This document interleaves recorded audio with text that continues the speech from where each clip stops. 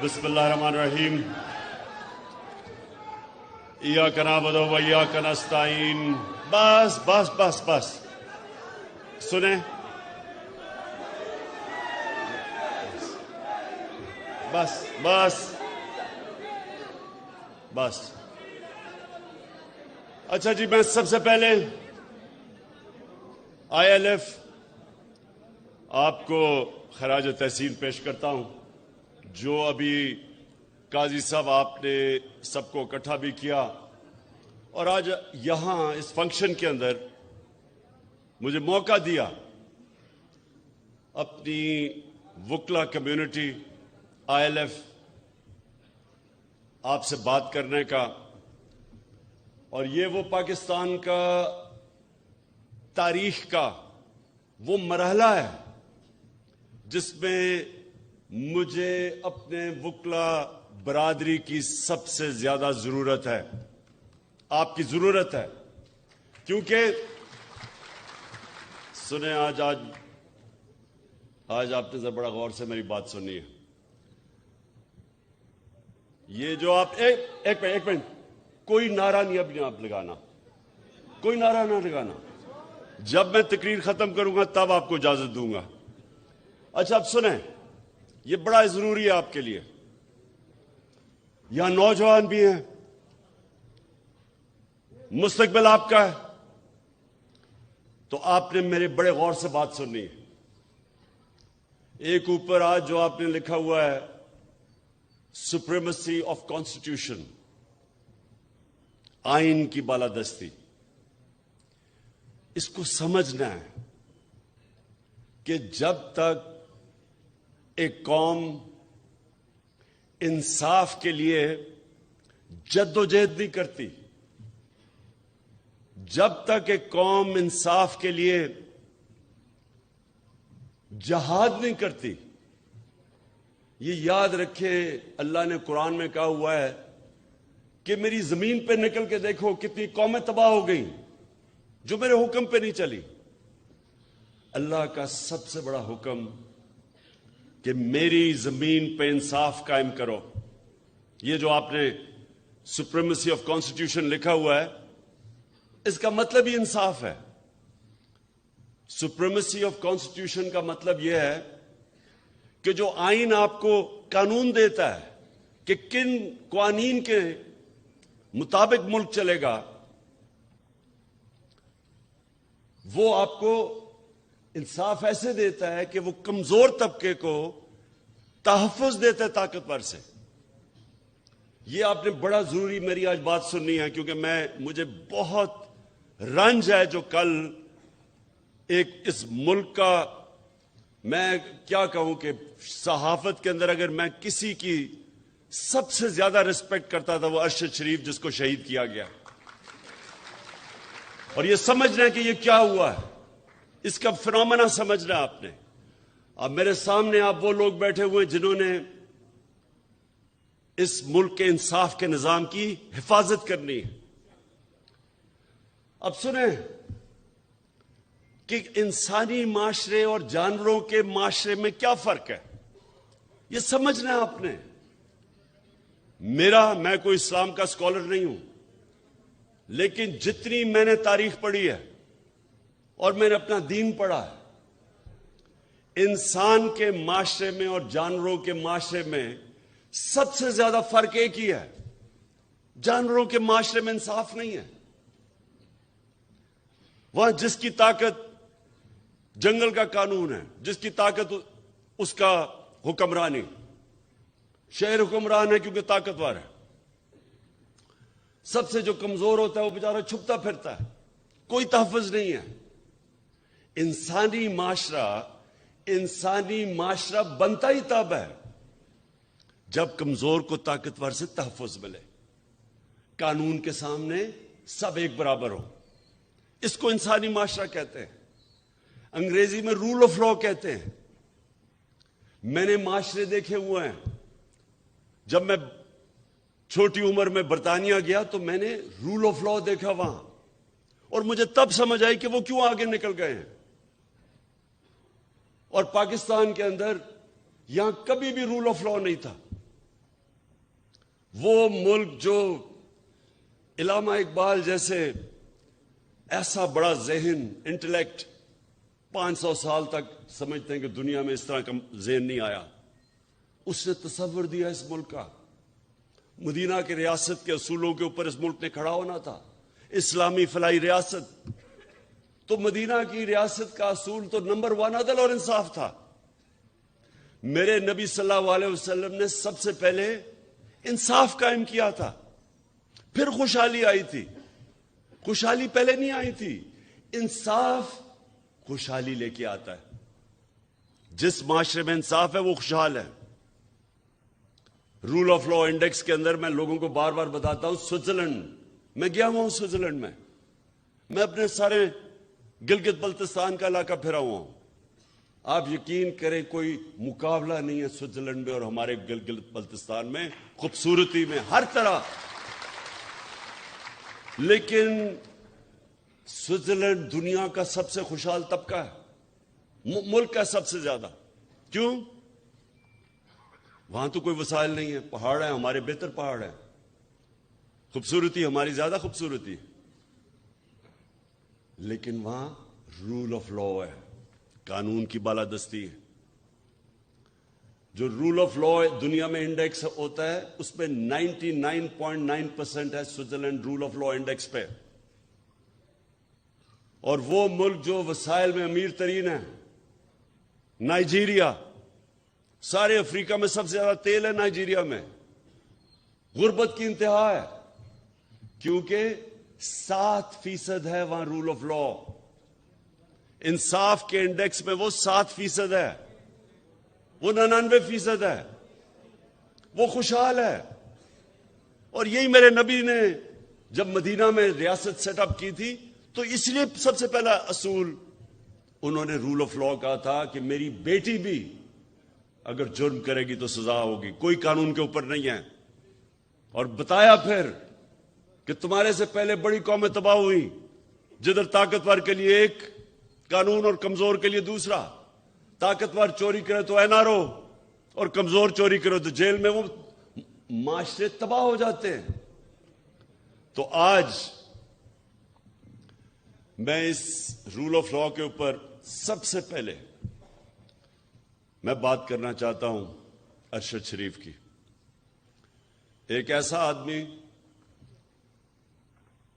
جو بھی اسے جانتا تھا، 2 گھر میں شہادتیں ہوئی تھیں، محب وطن پاکستانی، شاید ہی کوئی پاکستان کی اتنی درد رکھتا تھا جتنا یہ ارشد شریف رکھتا تھا۔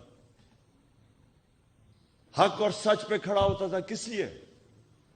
ضمیر کا سودا نہیں کرتا تھا۔ ساری صحافی آج جتنے بھی ہیں سب جانتے ہیں کہ ارشد شریف کے ضمیر کی کوئی قیمت نہیں تھی، اس کو کوئی لفافہ نہیں دے سکتا۔ حق پہ کھڑا ہو جاتا تھا، امر بالمعروف، اللہ کا حکم ہے کہ اچھائی کے ساتھ کھڑے ہو، بدی کے خلاف جہاد کرو۔ معاشرے کو زندہ کیا چیز رکھتی ہے؟ جب قوم کھڑی ہو جاتی ہے اچھائی کے ساتھ، جب قوم اچھائی اور برائی کے اندر فرق کرنا ختم کرتی ہے، تباہ ہو جاتی ہے قوم۔ اس لیے اللہ نے قرآن میں ہمیں حکم دیا ہوا ہے، کہیں اس نے اجازت نہیں دی انسان کو نیوٹرل رہنے کی، کہیں اجازت نہیں دی۔ اور ارشد شریف وہ آدمی تھا جو سچ پہ کھڑا ہو جاتا تھا، پاکستان کے انٹرسٹ کے لیے کھڑا ہو جاتا تھا۔ میرے سے کئی دفعہ اس نے میرے اتنی تنقید کی میری، جب وہ سمجھتا تھا کہ میں غلط کر رہا ہوں۔ کسی مافیا کو نہیں بخشتا تھا۔ اپنے پروگرام میں بار بار یہ جو 2 لٹیرے خاندان جنہوں نے ملک کو 30 سال سے لوٹا ہے، ہر پروگرام میں ان کو ننگا کرتا تھا، ثبوت کے ساتھ۔ دھمکیاں ملتی تھیں، پیسے کی آفر ملتی تھی، لیکن نہ اس کو کوئی خرید سکتا تھا، نہ ڈرا سکتا تھا۔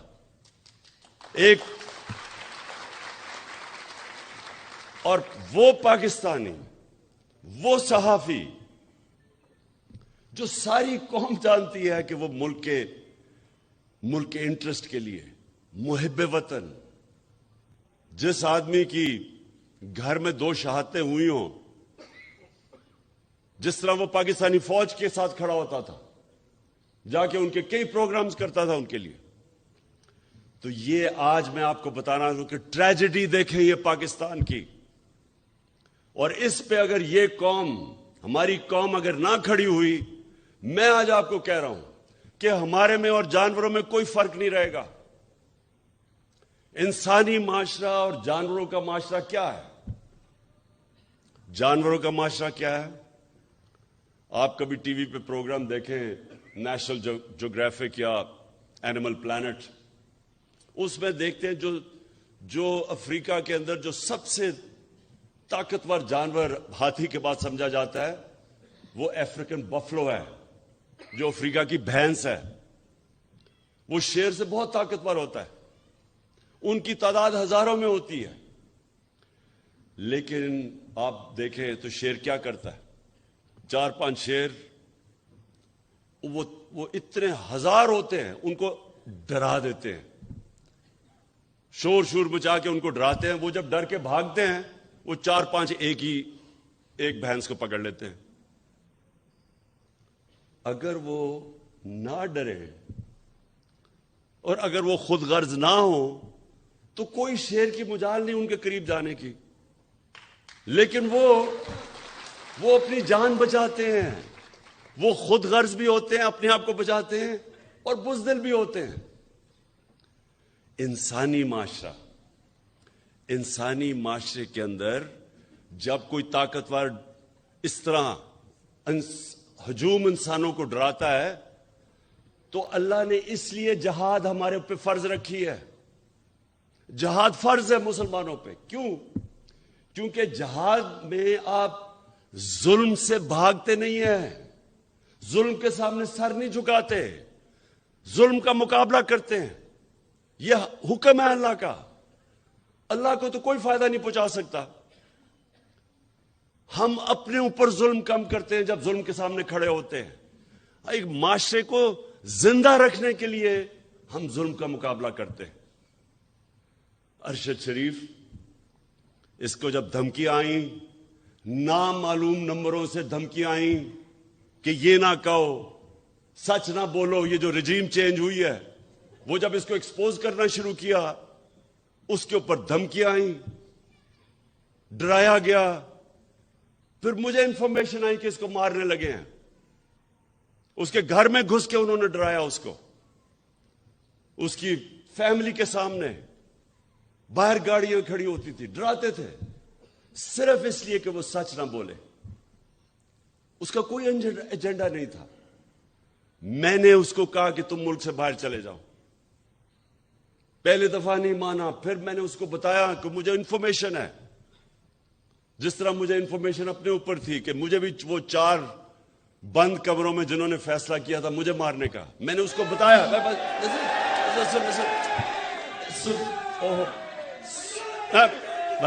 بس دیکھیں، تو وہ جب ملک چھوڑ کے گیا، اس کا ویزا ختم ہونے لگا تھا دبئی کا. یہ واپس بلا رہے تھے اس کو. کوئی اس لیے نہیں کہ کوئی جرم کیا ہے اس نے، اس لیے کہ وہ سچ نہ بولے. اس کو واپس بلا رہے تھے، اور وہی کرنا تھا اس سے جو انہوں نے اعظم سواتی کو بند کمرے کے اندر ننگا کر کے اس کے اوپر تشدد کیا. شہباز گل سے کیا انہوں نے. جمیل فاروقی، ایک رپورٹر، جرنلسٹ، اس کو انہوں نے کیا.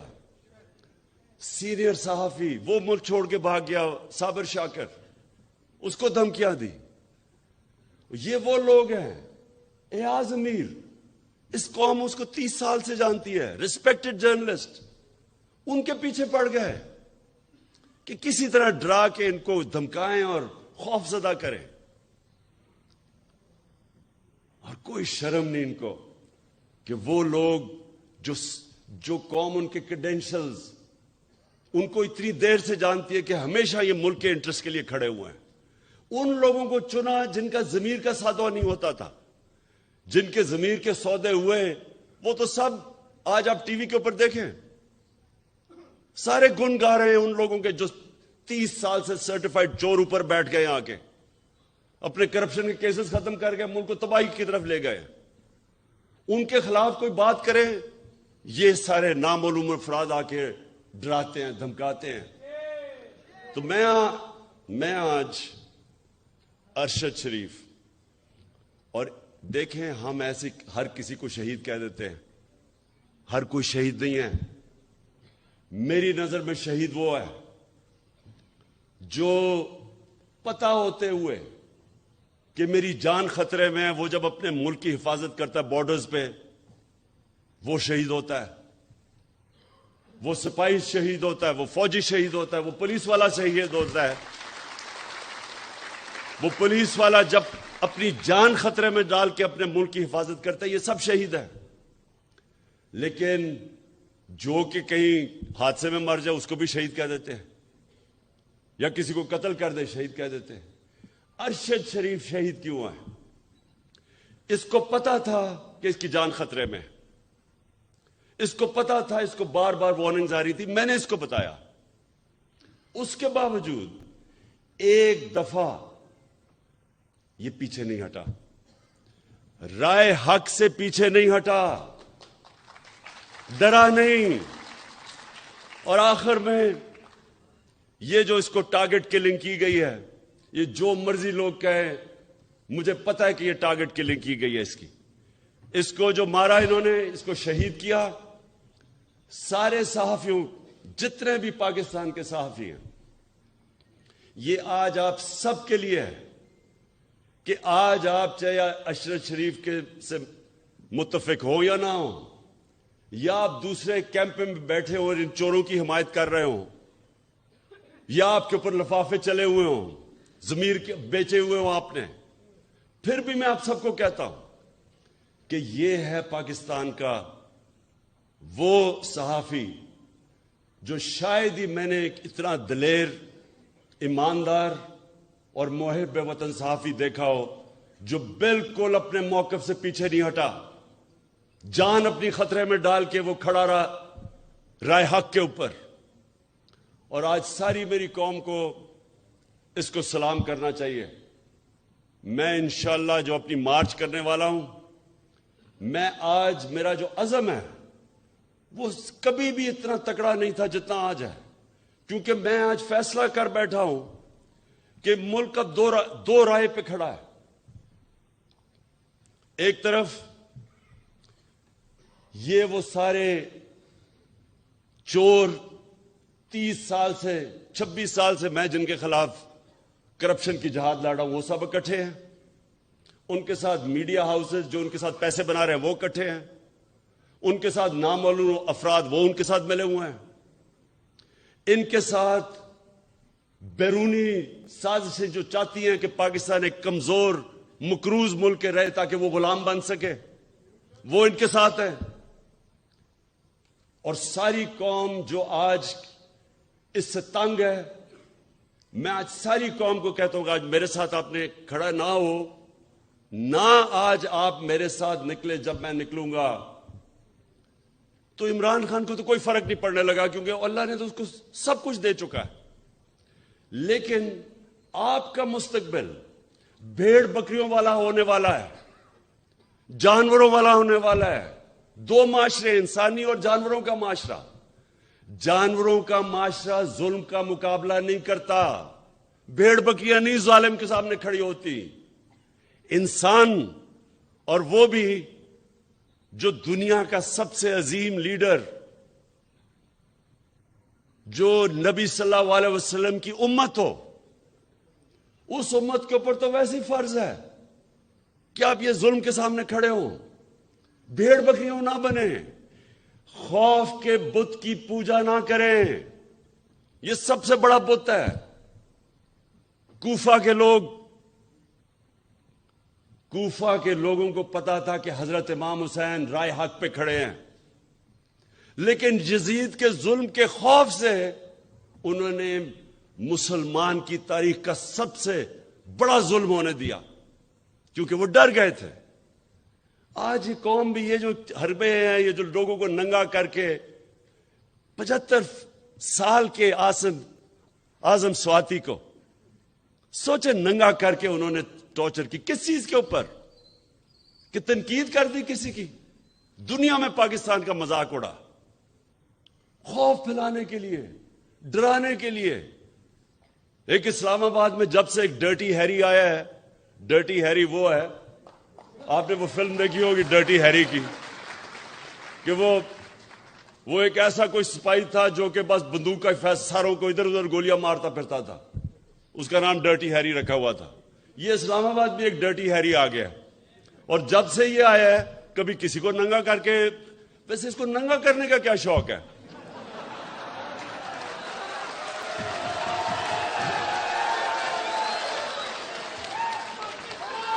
یہ بس یہ وہ لوگ، میرے پاکستان کی وکلا برادری، یہ جو مرحلے پہ ہمارا ملک کھڑا ہے، یہ آپ سب کے لیے چیلنج ہے۔ اللہ قرآن میں کہتا ہے کہ میں تمہارے ایمان کو بار بار مشکلوں سے آزماؤں گا، بار بار آزماؤں گا۔ وہ کیوں کہتا ہے؟ لا الہ الا اللہ محمد رسول اللہ پڑھا تو میں کہا جی میں مسلمان ہو گیا بس، لیکن وہ کہتا ہے میں تمہارے ایمان کو آزماؤں گا مشکلوں سے، تاکہ پتہ چلے کہ کتنے پانی میں ہیں۔ یہ ہے اب اس ملک کے لوگوں کی ایمان کی آزمائش۔ لا الہ الا اللہ کے نعرے پہ ملک بنا تھا۔ اللہ ہم تیرے سوا کسی کے سامنے نہیں جھکتے، کیا ہم اب یہ ظلم کے بت کے سامنے جھکیں گے؟ کہ یہ جو انہوں نے ارشد شریف سے کیا ڈرانے کے لیے باقیوں کو، وہ جس طرح شیر نہیں، وہ حملہ کرتے ہیں، ڈراتے ہیں لوگوں کو، یہ بھینسوں کو، افریکن بفلو کو، وہ سب بھاگ جاتی ہے، پھر پکڑ لیتا ہے ایک کو۔ یہ بھی ایک کو پکڑ رہے ہیں، کبھی کسی کو پکڑ لیا، کبھی کسی کو پکڑ لیا۔ میں ان کے سامنے نکلوں گا، اور انشاءاللہ جب تک میں نے فیصلہ کیا ہے، میرا فیصلہ ہے، جب تک میں زندہ ہوں میں ان ظالموں کا مقابلہ کروں گا، اور آپ نے سب نے اس پہ شرکت کرنی ہے، کیونکہ یاد رکھیں اللہ نے نیوٹرل رہنے کی کسی کو اجازت نہیں دی، یا ایک طرف ہو یا دوسری طرف ہو، یا ان ڈاکوں کے ساتھ ہو اور یا راہ حق پہ چلو، ان کے سامنے کھڑے ہو۔ تو آپ کے اوپر خاص ذمہ داری ہے، آپ ہے پاکستان کی وہ کمیونٹی جو جانتی ہیں انصاف کیا ہے، رول آف لا کیا ہے۔ آپ وہ لوگ ہیں جن کے اوپر عام آدمی سے زیادہ ذمہ داری ہے، اور اس لیے آپ نے اب میرے ساتھ چلنا ہے، اور اس ملک میں جو میں 26 سال پہلے نکلا تھا انصاف کی تحریک انصاف، اس ملک پہ انصاف قائم کرنے کے لیے آپ سب نے میرے ساتھ کھڑے ہونا ہے۔ شکریہ۔